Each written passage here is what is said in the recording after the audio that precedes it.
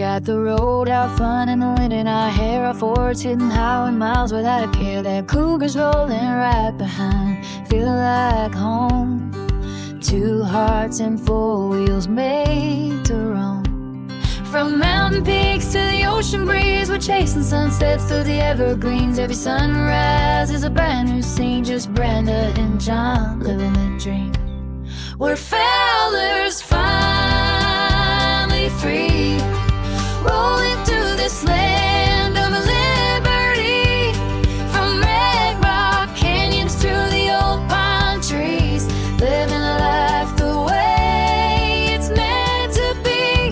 No map, no plan, just destiny. We're fellers finally free. Campfire glow and the stars above. Every mile's another story we love. From dusty roads to the city lights, we find freedom in the simple nights. We've got the black Ford humming like a song, the Cougar steady just rolling along. Wherever the road decides to lead, that's where our hearts will be. We're fowlers finally free, rolling through this land of liberty. From mountain highs to the deep blue sea, living bold, just you and me. No hurry, no worry, just let it be. We're fowlers finally free.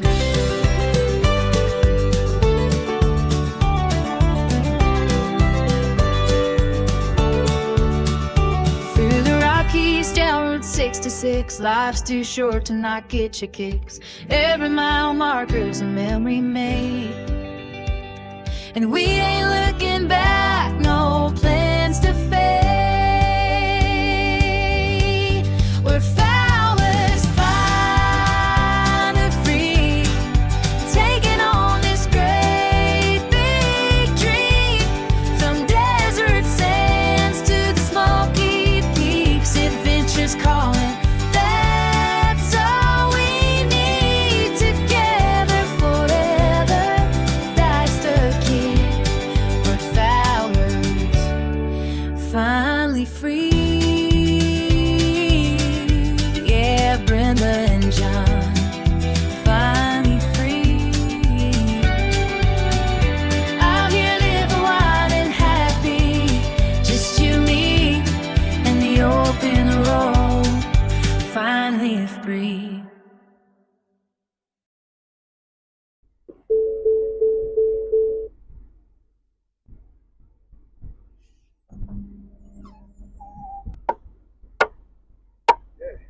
Okay. Now we'll be on the road. Travel day.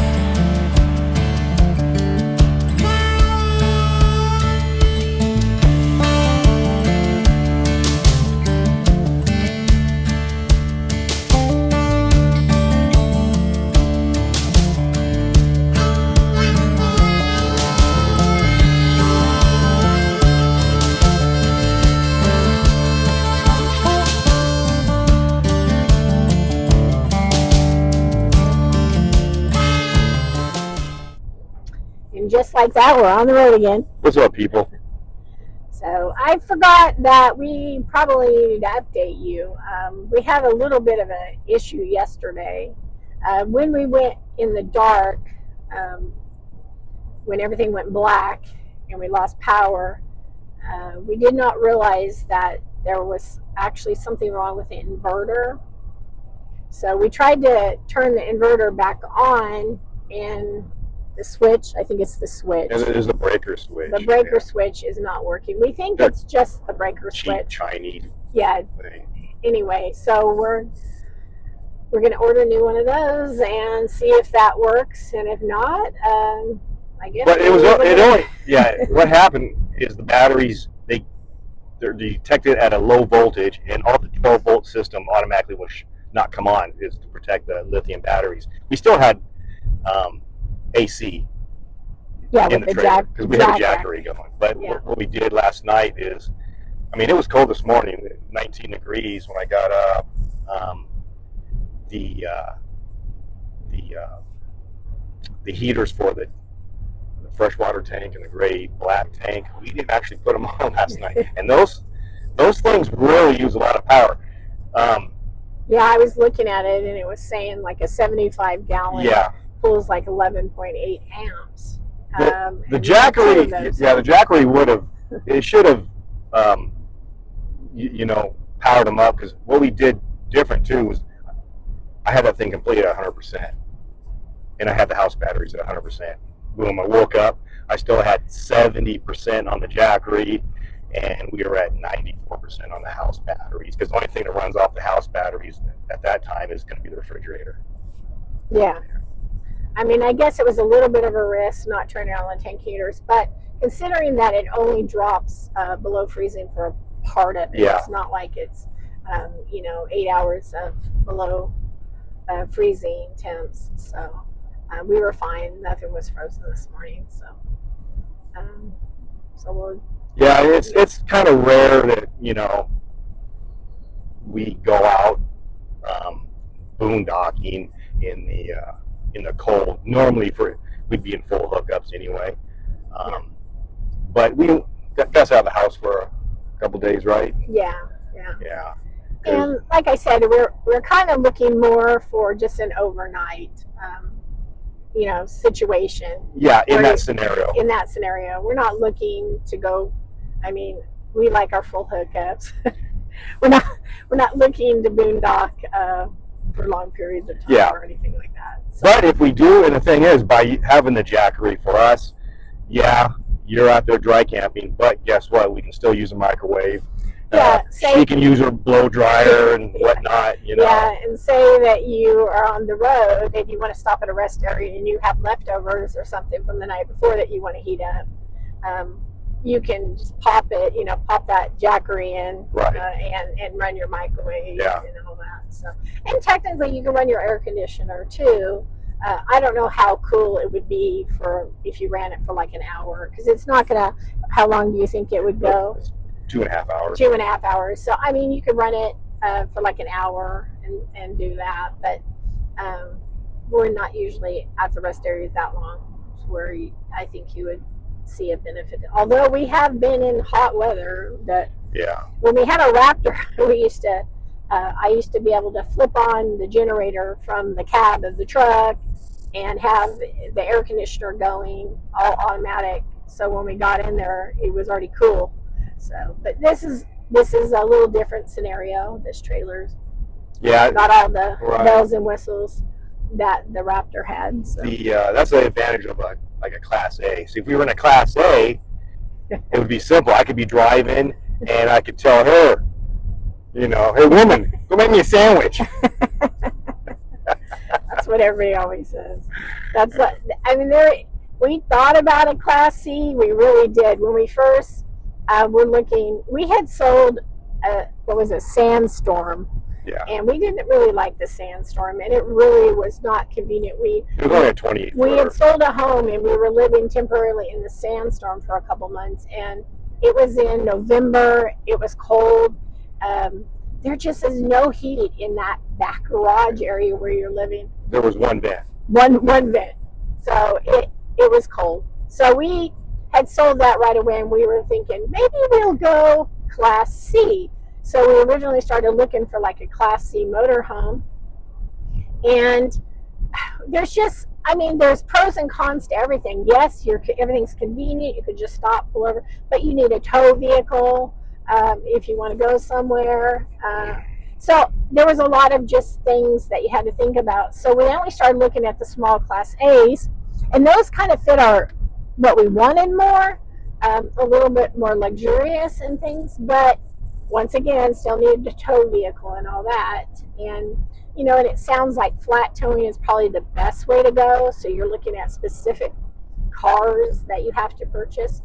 So that's why we ended up, well, let's just go back to the toy hauler, but let's get a nicer toy hauler. And that's why we ended up with the Raptor. But I'll tell you what, having a 39-foot is a lot different when you're pulling that size around. And I have respect for people that go over 40. I mean, those are definitely not easy to maneuver in some of these campgrounds. So anyway, so that's why we sold the Raptor and bought the Cougar to give us more options, a different, you know, I mean, obviously we can go to most of the national parks, not all, but most of them, because we're under the 35-foot mark. So that's why we ended up with the Cougar, but we just needed to test it out to see if we could boondock for a night, because we're really considering that Harvest House membership. Anyway. Yeah. So we'll keep you updated. Stay tuned. Stay tuned. Alrighty, folks. We're only a few miles from our HQ, but before we go there, I'm going to stop here at this Maverick. They're supposed to have a dump station. The plan is to do a dump. Oh yeah, there it is right there. And then go home, and then we got some other issues we got to deal with when it comes to the black tank. The main issue is, you know how these sensors are. They're never right. So when we get home, I'm going to go ahead and do a Dawn / soapy, or what's that, Calgon, Brenda? Yeah, Calgon and Dawn dish soap. And I'm going to do that treatment. I've done it before, and it worked. And then we also have issues with the toilet gasket. We tried lubricating it, but I tried cleaning it, lubricating it multiple times. Yeah, it's just not so working. We've got another. I think it dried out. Yeah, we have another one coming. So, but I actually am going to try to use an off-brand, because the Dometic ones are like $36. Heidi, she's so annoying. And these are like $8.99 for two. So, but they're supposed to fit our Dometic toilet, so we'll see. Knock it off. How it goes. Yeah. So we're going to do that and get home before we back this thing into the garage. We'll probably do some little maintenance. So stick around, stay tuned. Yeah. We'll let you know what happens. Alrighty. Okay, sports fans, we made it back to our headquarters, and we got the trailer all tucked away in the garage. I think last time I said that I was going to go ahead and clean out the black tank because the sensors weren't working. I was going to do the old Dawn and Calgon soap, but when I dumped at the Maverick, I must have did a good flush, because now they're working. So go figure, whatever. So for now, I'm not even going to mess with that since they're working. If they start to act up again, then maybe I'll consider doing it. But for now, we still got to replace the rubber gasket in the turlet. It's not holding water. It's happened before. We went ahead and tried to lubricate it. Well, that didn't work. So we ordered some new ones, and they were here when we got home. So I'm going to head on in there and we'll see how that goes. Brenda's going to go ahead and do it. The reason she's going to do it is because, you know, with the rubber gloves, she has small hands. Mine won't fit the gloves, so they keep ripping. So I figured, you know what, since the gloves fit you and all that, you go ahead and do it.